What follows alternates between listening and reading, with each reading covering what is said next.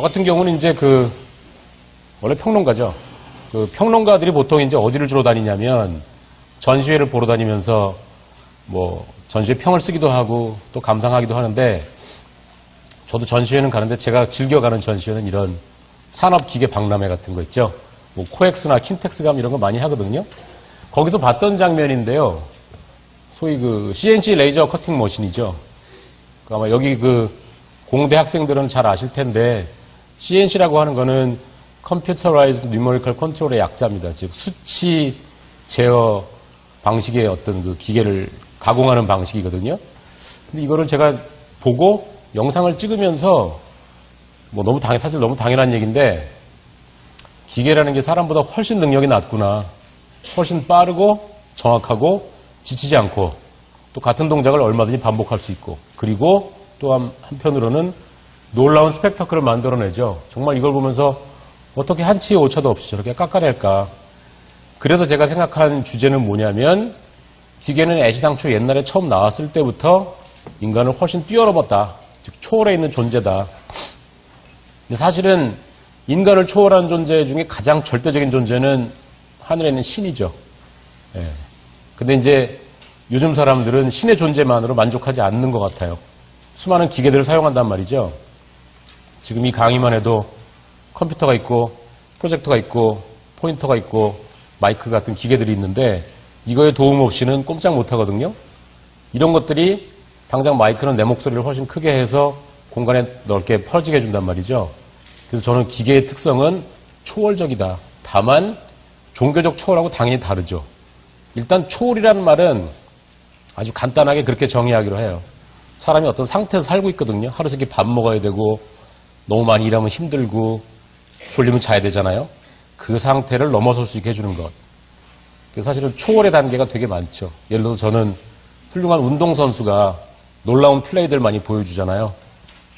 저 100m 세계 기록 보유자인 우사인 볼트가 달리는 모습을 보면 저건 인간이 아니다 싶어요. 그 사람은 정말 타고난 육체적인 능력과 엄청난 노력으로 보통 사람의 상태를 초월한 거죠. 왜냐하면 내가 아무리 노력을 해도 우사인 볼트처럼 될 수 없으니까. 근데 기계가 좋은 건 뭐냐면 될 수도 없지만 만약에 내가 우사인 볼트 흉내라도 내려면 지금 이 시간에 이러고 있으면 안 되고 어디 가서 트레이닝을 죽도록 해야 되겠죠. 근데 기계가 좋은 건 뭐냐면 힘들게 트레이닝 안 해도 딱 앉아서 그냥 핸들만 돌리고 있으면 우사인 볼트보다 빨리 달린단 말이죠. 그래서 그런 거를 이제 제가 초월성이라고 얘기를 하는 겁니다. 일단 이 사진을 한번 봐주세요. 오바마 대통령이 연설을 하는데 수많은 사람들이 사진을 찍어요. 네. 저는 뭐에 주목했냐면 요 카메라들에 주목을 했어요. 요 카메라들을 잘 보세요. 어떤 카메라들이죠? 고급 카메라가 있나요? 이른바 똑딱이라고 불리는 그냥 싸구려 카메라입니다. 그나마 제가 봤을 때 좀 좋은 카메라는 요 양반. 근데 렌즈를 자세히 보면 광각 렌즈예요. 그리고 지금 이 장면은 여기서 망원 렌즈로 찍어서 오바마하고 관객들이 바짝 붙어 보이지만 지금 아마 한 50m 이상 떨어져 있을 겁니다. 그 얘기는 뭐냐면 광각 렌즈로 아무리 찍어봐야 오바마가 조그만 점같이 보이거든요. 그걸 확대해 놓으면 오바마 얼굴은 제대로 안 보인단 말이죠. 그래서 저는 무슨 생각을 하게 되냐면 왜 이 많은 사람들이 사실 이 카메라들은 엄밀히 말하면 카메라로서 기능하는 카메라가 아니에요. 네. 근데 왜 이 많은 사람들이 기능하지도 않는 카메라를 들고 다닐까? 우리가 상식적으로 사진을 찍을 때 초점이 딱 맞아야 되잖아요. 그 샤프한 상에 맺혀서 저게 오바마다 잘생겼다 흑인이다 이렇게 판단할 수 있어야 되는데 이 카메라는 그런 기능을 못합니다. 그래서 저는 이 사진을 보고서 이게 오늘날 사람들이 기계를 사용하는 한 방식이 아닐까 그런 생각을 해봤어요. 또 다른 장면을 볼까요? 여기가 파리의 루브르 박물관인데요. 여기도 수많은 사람들이 모나리자는 안 보고 모나리자를 똑딱이 카메라로 찍고 있어요. 여기를 가보시면 정말 기계가 인간과 예술을 압도한 현장을 보실 수가 있는데 사실은 이렇게 할 수밖에 없는 게 모나리자 앞에 갈 수가 없어요. 줄 서서 가도 앞에 한 10초밖에 못 있어요. 차라리 모나리자는 큰 화집에 있는 거로 보는 게 훨씬 낫습니다. 근데 이 사람들이 카메라를 들이대는 이유는 정확한 영상을 얻는다라기보다는 내가 모나리자 앞에 한번 있어봤다라고 하는 자신의 존재 증명이죠. 근데 사실은 카메라는 굉장히 많은 기능이 있지만 자신의 꼭 존재를 증명하기 위해서 있는 건 아니거든요. 엄밀히 말하면 카메라라고 하는 거는 렌즈 앞에 있는 물건의 존재를 증명하는 기계지 찍은 나를 증명하는 건 아니거든요. 근데 이런 거죠. 오바마를 맨날 만날 수 없잖아요. 그리고 아마 여기 가려면 제 생각에는 철저한 신원조회를 거쳐야만 아마 갈 수 있을 거로 생각이 됩니다. 그리고 모나리자도 맨날 볼 수는 없죠. 저는 딱 한 번 봤는데 그 사람들이 지금 이 희귀한 순간을 내가 뭔가 증거로 남기자라고 하는데 사실은 그 카메라는 기능하지 않는다. 그래서 저는 무슨 생각을 하냐면 오늘날 카메라를 비롯해서 모든 기계들이 좀 너무 많은 게 아니냐. 많다라고 하는 거. 이제 그런 질문을 해야죠. 왜 기계가 많아졌을까? 그건 너무나도 당연하게 산업 자본주의하고 밀접하게 연관이 돼 있죠. 그래서 필연적으로 우리가 오늘날 사용하는 모든 기계들, 컴퓨터니 뭐 카메라니 이런 것들은 다 산업 자본주의가 우리에게 준 건데 사실은 그 조건을 벗어나기가 쉽지가 않죠. 그 조건을 벗어나서 나만의 카메라를 만들어 보겠어. 만들 수는 있어요. 바늘구멍 사진기 만들기 쉽거든요. 박스에다가 바늘로 구멍을 빵 뚫어서 하면 상이 맺히긴 맺힙니다. 다만 캐논 디지털 카메라 같은 성능을 내지는 못해요. 사진 한 장을 찍기 위해서 한 자리에다가 한 시간 놔두고 막 그래야 되거든요. 그래서 오늘날 성능이 대단히 좋고 빠르게 찍어주고 어두운 데서도 찍어주는 카메라라고 하는 것은 철저하게 산업이 우리에게 줬는데 그리고 산업 덕택에 우리가 매일매일 살아가죠. 그런데 그 결과로 기계가 너무 쓸데없이 많았다. 그리고 기계의 소중함을 모른다. 일단 이런 질문을 가지고 시작을 해보기로 하겠습니다. 이 경우는 이태원에 가면 리움이라고 삼성 문화재단에서는 뮤지엄 있죠. 거기서 히로지 스기모토라는 일본의 작가 전시가 있었는데 어떤 사람이 핸드폰으로 찍는 거죠. 근데 이 핸드폰으로 아무리 잘 찍어봐야 내 눈으로 보는 것만큼 잘 안 보이거든요. 이 사람도 마찬가지입니다. 내가 이 희귀한 예술작품 앞에 있었다라고 하는 것을 한번 존재를 증명해보자. 일단 오늘날의 기계의 특징은 쓸데없이 많다라고 하는 질문을 가지고 시작을 하겠습니다. 근데 그런 반론을 해도 돼요. 정말 그게 쓸데없는 거냐? 예를 들어 여러분들 다 핸드폰 가지고 계시죠? 혹시라도 안 가지고 있는 사람 있습니까? 그런 사람은 정말 귀인인데 요즘 귀인이 드물죠. 제 친구 중에 한 사람이 있거든요. 다주면서 걱정해줘요. 야, 그러니까 어떻게 살아가냐? 근데 본인은 괜찮아요. 그러니까 그런 사람 같은 경우는 뭐 여러 가지 이유로 핸드폰이 없겠지만 알게 모르게 남들이 다 너무나 많은 사람들이 핸드폰을 가지고 다니는데 꼭 나까지 그래야 되나라고 하는 어떤 성찰이 있다고 봐요. 우선 기계 비평이 필요한 이유를 간략하게 말씀드리면 크게 두 가지로 나눌 수 있어요. 우리는 기계에서 기능을 보죠. 즉 마이크를 써서 소리가 크게 나면 된다. 컴퓨터를 써서 뭔가 계산을 하거나 정보 처리를 하면 된다. 그런데 제가 곰곰이 살펴보니 꼭 저만 살펴본 건 아니지만 기계에는 기능만 있는 게 아니라 의미도 있다더라. 네. 그 의미는 어떻게 생각하면 금방 아시냐면 어떤 사람한테 이메일 주소 알려주세요 그랬더니만 주소가 동작구 대방동 이러면 그 사람은 시대 뒤지는 사람이잖아요. 네. 아니면 뭐 핸드폰 번호 알려주세요 그랬더니만 031-276 그럼 그 사람은 시대 뒤진 사람이죠. 일단 어떤 사물의 의미는 그 사물이 없을 때 금방 알거든요. 그 얘기는 뭐냐면 핸드폰하고 이메일 계정이라는 두 기계 장치들은 오늘날 우리 삶에서 뗄 수가 없다. 제가 그래서 비평적 관점을 쭉 나열을 해봤는데요. 여러 가지 질문들이 가능한데 뭐 첫째 질문은 기계에 의존하며 살아가는 인간이라는 존재는 뭐냐. 그러니까 오늘날의 인간은 기계 없이 살아가는 옛날의 인간하고는 당연히 많이 다르죠. 근데 제 관심은 사실 인간은 아니에요. 그리고 인간은 잘 모르지만 인류학을 하는 분들이 옛날 사람들이 살아갔던 방식에 대한 데이터하고 오늘날 사람들의 데이터를 비교해보면 굉장히 많은 차이가 날 겁니다. 예를 들어서 손가락 끝의 반응 속도. 저는 사실은 핸드폰으로 문자를 빨리 못 보내는데 지하철에서 여러분들 같은 젊은 분들이 문자 보내는 거 보면 정말 전광석화 같이 빠르더라고요. 그 속도하고 아주 옛날에 조선시대에 문자를 쓰는 방식은 붓으로 이렇게 쓰지 않습니까? 그 속도가 다르죠. 그리고 이거는 손가락 하나로 쓸 수가 없죠. 손가락 5개를 잘 모아서 이렇게 써야 된단 말이죠. 그런 식으로 신체가 다르거든요. 그런 거. 그 다음에 인간을 그렇게 의존하게 만드는 기계라는 존재는 뭐냐. 저는 여기서 사실은 이 의존이라고 하는 거를 중요한 키워드로 지금 삼고 있어요. 기계에 대한 의존. 온통 기계로 둘러싸인 오늘날의 세계란 뭐냐? 그리고 기계는 우리에게 무엇을 해줬는가? 또 우리는 기계에게 무엇을 해줬는가? 원래는 상식적으로는 기계가 우리를 위해서 있는 거죠. 근데 오늘날은 그 반대인 것 같습니다. 여러 직종에 따라 다른데 기계를 위한 인생들이 있죠. 서비스맨들. 그 사람들의 하루 종일 일과는 철저하게 기계를 서비스하기 위해서 존재해요. 물론 엄밀히 말하면 기계한테 서비스하는 게 아니라 기계의 주인한테 서비스하는 거지만 서비스한다는 건 이거죠. 잘 모신다는 얘기죠. 오늘날의 기계는 아시다시피 정교하기 때문에 잘 모시지 않으면 서비스할 수가 없어요. 한마디로 말해서 기계의 말을 잘 들어야 돼요. 그리고 매뉴얼을 잘 따라야 돼요. 그러다 보니까 사람이 중요하냐 기계가 중요하냐 할 때 기계가 중요한 역전현상이 생기죠. 물론 그 역전현상은 일방적이진 않습니다. 무조건 기계가 더 중요해졌다는 건 아닌데 사람보다 기계가 중요한 사례들이 생기더라. 뭐 그런 거죠. 왜 기계가 우리에게 반항하느냐. 영화에 많이 나오죠. 기계가 사람 말 안 들어가지고 막 말썽 일어나는 것. 기계 없는 세상에 살 수 있는가? 이거는 뭐 무조건 불가능하죠. 그 외에 가끔 텔레비전에 보면 자연인이라는 텔레비전 프로그램 혹시 보세요? 거기 보면 산속에 사는 사람 나오잖아요. 수염 덥석하고 막 산에서 더덕 해먹고 막 냇물에서 가재 뭐 생선 잡아먹고 그런 사람.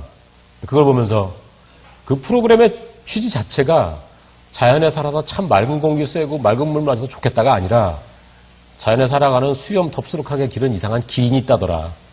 거꾸로 그 프로그램의 메시지는 제 생각에는 인간이 기계를 떠나서 살 수 없다를 말해주는 것 같아요. 왜냐하면 그 자연인의 모습은 절대로 우리가 닮고 싶은 모습이 아니니까. 그 속에서 인간은 어떻게 살아야 올바른 것인가 혹은 즐거운 것인가. 보통 사람들은 올바른 얘기를 되게 많이 해요. 바르게 살아라. 돌에도 써있잖아요. 바르게 살자 이렇게 써있는데 제가 하고 싶은 얘기는 즐겁게 사는 것도 상당히 중요하다. 예. 즐겁게 사는 게 중요하다. 사실은 인생의 목적은 올바르기만 한 게 아니라 즐거워야 돼요. 그리고 지금은 인생을 즐겁게 살 수 있게 해주는 온갖 수단들이 되게 많이 있죠. 그걸 활용해야 됩니다. 혹은 기계 덕분에 올바른 삶의 덕목은 바뀌었는가? 예를 들어서 요즘은 도덕적으로는 올바른지 아닌지 알 수 없으나 기계적으로 정확하게 하는 사람, 예를 들어서 버스 기사가 버스 운전을 잘해요. 근데 교통규칙은 실제로 많이 어기거든요. 교통규칙은 어기지만 뭐 버스 운전은 잘하고 어쨌든 손님은 정시에 내려다 줘. 보통 그런 사람을 훌륭한 기사라고 하죠. 사실은 엄밀히 말하면 늦더라도 교통규칙을 잘 지켜야 되는 거죠. 기계비평의 전제는 딱 이겁니다. 이거 빨간 것만 보면 될 것 같아요. 인간의 기계화, 기계 인간화. 두 가지 일이 동시에 벌어져요. 즉 우리의 몸과 심리는 기계에 맞춰져 있습니다. 이건 뭐 너무나 당연하고 오늘날 뭐 보편적인 일이죠. 여러분의 손끝은 스마트폰에 키패드에 적응돼 있죠. 그리고 컴퓨터에 키보드에 적응돼 있어서 아마 눈 감고도 다 타이프 치실 수 있을 거예요. 네, 그죠? 그 다음에 뭐 운전하는 사람들은 발이 완전히 페달에 적응돼 있어서 급브레이크를 밟을 때 왼쪽에서 두 번째가 브레이크니까 이걸 밟으면 설 거야. 이런 식으로 생각하고 밟지 않고 앞에 장애물이 나타나면 바로 밟아버리죠. 반사적이란 말이죠. 인간의 기계화. 그래서 오늘날 인간의 신체와 심리는 철저하게 기계화되어 있죠. 그죠? 아마 스스로 자기의 삶을 생각해보면 아실 수 있을 것 같고요. 기계의 인간화. 기계도 인간에 맞춰서 만들어져 있죠. 컴퓨터의 키보드는 사람 손에 맞게 설계되어 있고요. 군인들이 전쟁에서 쏘는 총은 사람 신체에 맞춰서 설계되고 제작되어 있고요. 이 의자도 여러분 신체에 맞춰져 있고. 그래서 대부분의 기계들이 인간에 맞춰져 있죠. 간혹 그렇지 않은 경우도 있습니다. 비인간적인 기계들도 있는데 우리가 일상생활에서 사용하는 대부분의 기계들, 자동차, 의자에서부터 핸들의 크기, 높이, 실내 조명 등등 대부분이 인간화되어 있죠. 근데 여기서 기계의 인간화라는 말이 반드시 좋은 말은 아니에요. 왜냐하면 사람이 살아갈 때 너무 편하면 사실 안 좋거든요.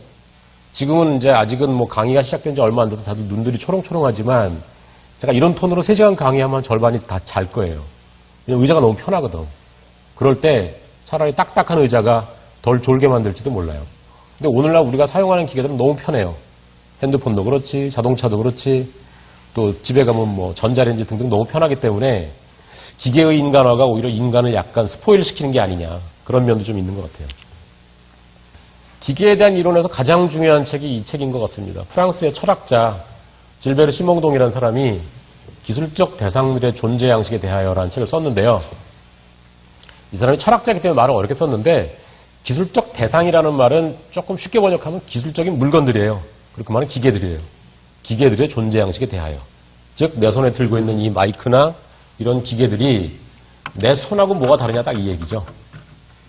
지금 이 마이크도 사실은 길이라든가 굵기라든가 질감이 손에 맞게 되어 있거든요. 그러니까 굉장히 인간화되어 있는 물건입니다.